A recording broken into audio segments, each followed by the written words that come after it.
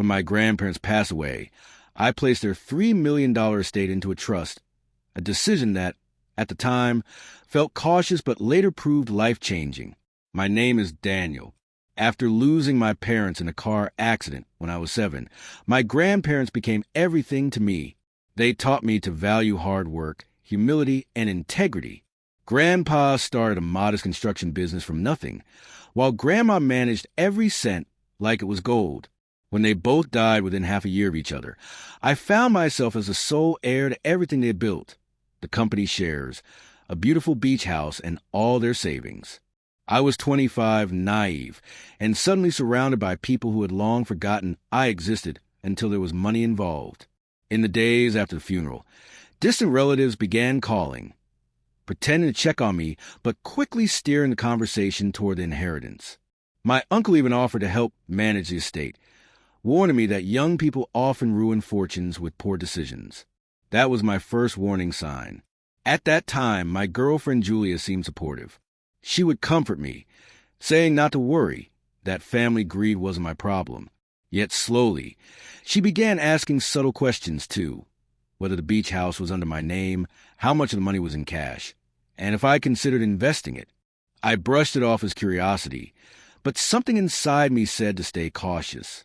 So I did something my grandfather would have approved of. I secured everything. With the help of a discreet lawyer, I established an irrevocable trust. The assets were no longer legally mine, but safely controlled by the trust. I could only access monthly distributions, not the principal. It was a safeguard, one I didn't tell anyone about, not even Julia. Months went by, and Julia and I got engaged. For a while, things were good, but I started noticing small changes.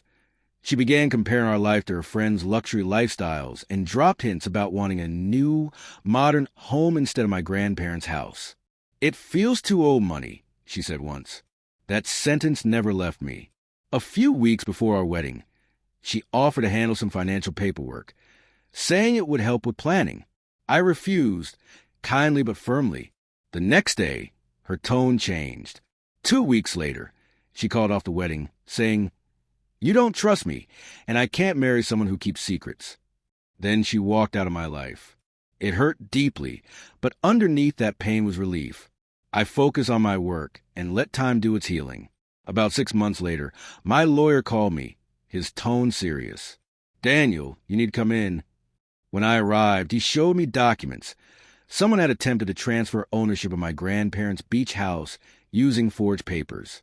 The name on them made my stomach twist. Julia Turner. She had teamed up with my uncle, claiming she was still my fiancée, and they tried to sell the property behind my back. But because of the trust, everything was protected. The transfer request was flagged as fraudulent before a single signature went through. They both ended up facing legal consequences. When I heard the full story, I didn't feel anger. I just felt gratitude for my grandparents, for their lessons, for the decision I made just to be safe. A year later, I stood at the same beach house, watching the sunset through the windows my grandfather installed by hand. The place was quiet, peaceful, no scheming relatives, no greedy lovers. Just the sound of the ocean and the feeling of freedom. A week later, a letter arrived from Julia. It wasn't bitter, just remorseful. "I thought I could win the game," she wrote, "but I ended up losing something real. You didn't just protect your money, Daniel. You protected your heart. I hope you're doing well." I didn't write back. Some stories don't need replies. I folded her letter and placed it inside my grandfather's old toolbox, the same one where he used to keep the keys to his workshop. That night, I finally understood what "just to be safe" truly meant. It wasn't only about protecting wealth. It was about guarding the parts of yourself that others might try to steal when they mistake your value for your bank balance.